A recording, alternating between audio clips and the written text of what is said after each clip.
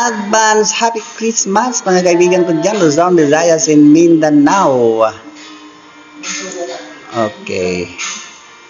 Nandito kami ngayon sa bahay sa aking minamahal na brother Peter Lahit.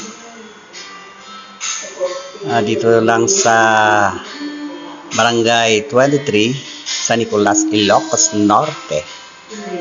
So, dadagijay dua ijay ni nga inanim. So, kitaan tayo man nagpipintas nga sa alaseta. My idea of a perfect Christmas is to spend it with you at a party or dinner for two.